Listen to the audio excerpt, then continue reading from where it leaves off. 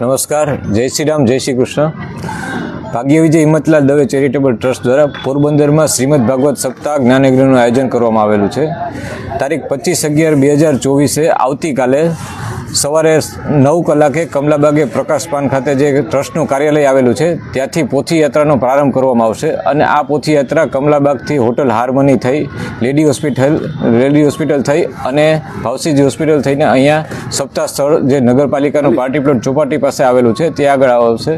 આ પોથી યાત્રામાં દરેક સામાજિક સંસ્થા પોથી યાત્રાનું સ્વાગત અને સન્માન કરવાની છે. ત્યારે પોરબંદરની સર્વ ધર્મપ્રેમી જનતા સનાતની હિન્દુ સમાજને અમારા ટ્રસ્ટ વતી હું વિનંતી કરું છું કે આ પોથી યાત્રામાં ખૂબ મોટી સંખ્યામાં જોડાય. આપણે સૌ હિન્દુ સંસ્કૃતિને જાળવવા માટે થઈને હિન્દુ સંસ્કૃતિને બચાવવા માટે થઈને આ પોથી યાત્રામાં જોડાવ તેવી આપ સૌને હું વિનંતી કરું છું. આપ સૌને મારા જય શ્રી રામ, જય શ્રી કૃષ્ણ. નમસ્કાર, જય શ્રી રામ, જય શ્રી કૃષ્ણ.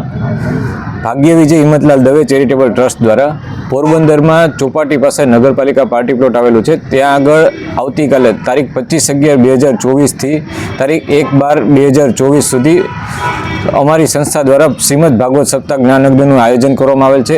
આ શ્રીમદ ભાગવત સપ્તાહમાં કથાનું રસપાન કરશે પરમ પૂજ્ય શ્રી શ્યામભાઈ ઠાકર. પોરબંદરની તમામ સનાતની હિન્દુ સમાજને ધર્મપ્રેમી જનતાને આ કથામાં પધારવા માટે થઈને અમારી સંસ્થા તરફથી ભાવભર્યું આમંત્રણ છે. કથાનો સમય બપોરે 2 વાગ્યાથી લઈ અને સાંજે 6 વાગ્યા સુધીનો છે. ત્યારબાદ તમામ જાહેર જનતા માટે થઈને અમે મહાપ્રસાદની પણ વ્યવસ્થા રાખેલી છે. તો પોરબંદરની તમામ ધર્મપ્રેમી જનતાને આ કથાનું રસપાન કરવા અને મહાપ્રસાદ લેવા પધારવા માટે થઈને ખાસ ભાવભર્યું આમંત્રણ છે.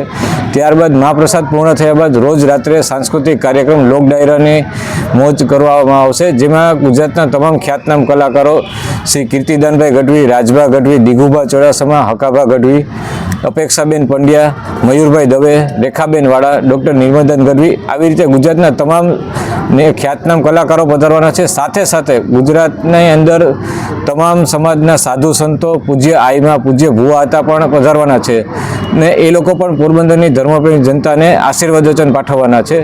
તો આ શ્રીમદ ભાગવત સપ્તાહમાં જાહેર આમંત્રણ છે અને પોરબંદરની તમામ ધર્મપ્રેમી જનતા હિન્દુ સમાજના લોકોને આ સપ્તાહમાં પધારવા માટે થઈને ખાસ ભાવભર્યું આમંત્રણ છે.